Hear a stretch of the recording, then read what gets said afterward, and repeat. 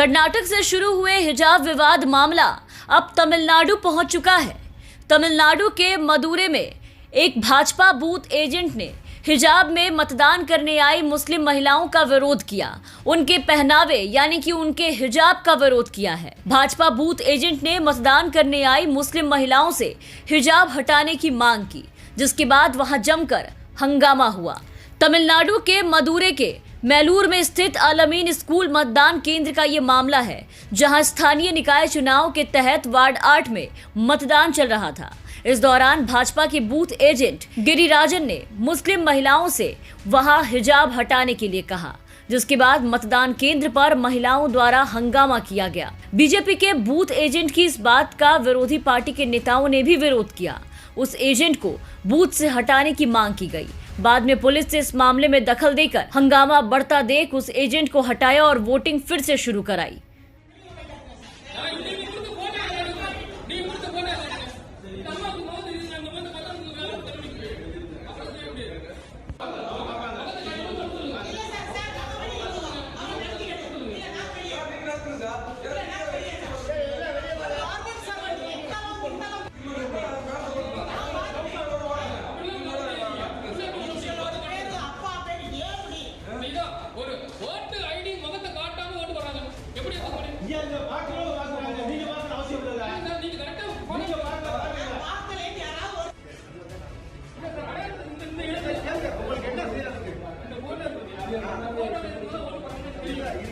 मतलब अब बीजेपी पूरी तरह से धर्म के नाम पर लोगों के खिलाफ खड़ा कर रही है।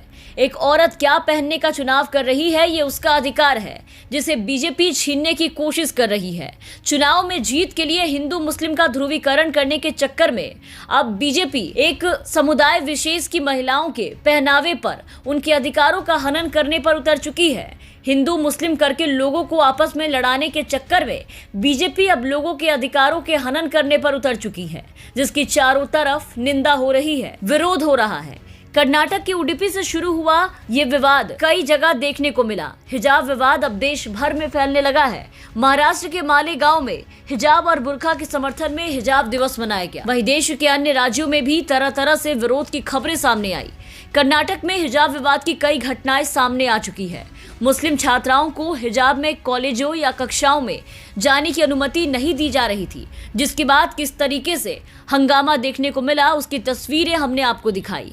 कुछ हिंदू छात्र हिजाब के जवाब में भगवा शॉल पहनकर शैक्षिक संस्थानों में आ रहे थे और हंगामा कर रहे थे, जिसे ना तो कोई रोक रहा था, ना ही टोक रहा था।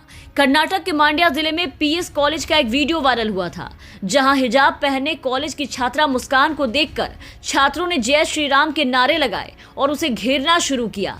तब युवती ने भी बड़े ही साहस के साथ 3 भगवा गुंडों का सामना किया और जवाब में अल्लाहू अकबर का नारा लगा दिया। इसके अलावा कई जगहों से हिजाब के नाम पर विवाद के मामले सामने आए हैं। 5 राज्यों के चुनावी माहौल के दौरान हिजाब का मुद्दा उत्तर प्रदेश, पंजाब, उत्तराखंड के प्रचार में या तो उठ चुका है या फिर लगातार उठाया जा रहा है।